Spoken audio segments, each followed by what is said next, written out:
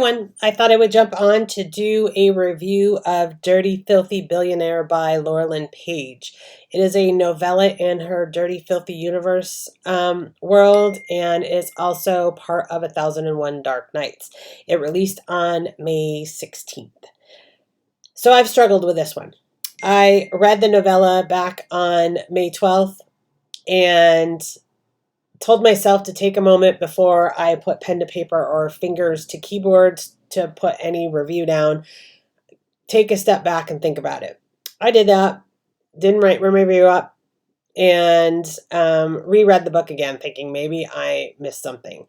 It's been a while since I've read a Laurelin Page book. The last set of books that I read was the Fix series with Hudson and Alana, so it's been a while. I think I read Chandler, his brother, in that series as well. So those were the last group of books that I've actually read of hers. I know nothing about this Dirty Filthy universe and figured jumping into this novella would kind of acclimate me to what was going on to see if it was something I wanted to continue.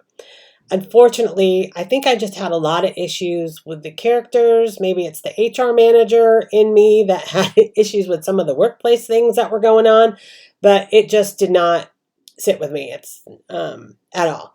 Yeah, Simone is a Donovan Kincaid's admin. You don't really see much of him. The little that we do see, it's like some big emergency, and then we don't know what the emergency is. We don't hear about it again. It's like, okay, what was that?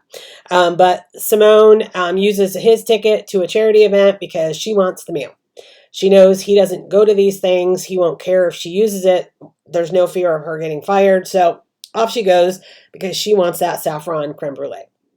So while she's there, waiting for her meal, in walks this mysterious man who sits down at her table, and then immediately they rub each other the wrong way.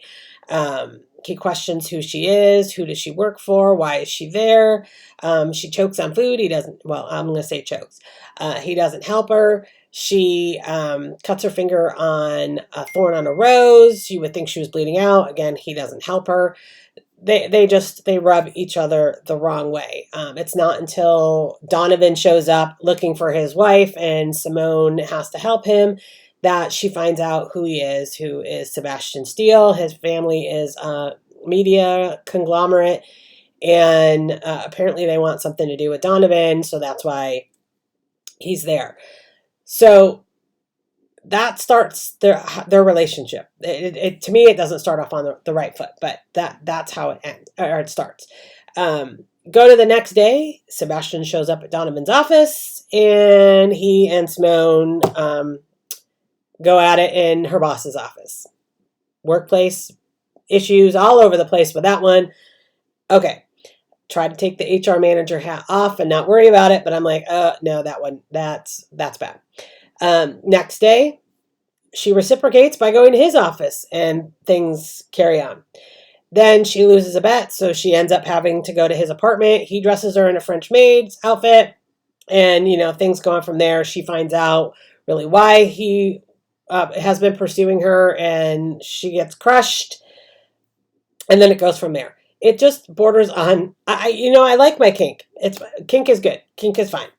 But could we have a little bit of development between the characters? It can't be just you're an ass to me at a dinner, and you say some things, and I bend.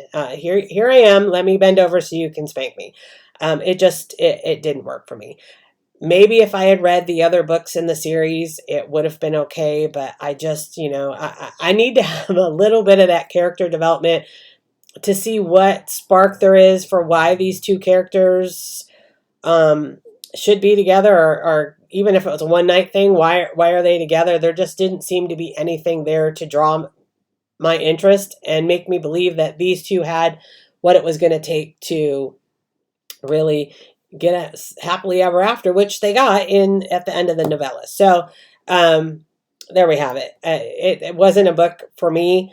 I'm sure others will probably love it because they've read the series and they're okay with that, and that's fine.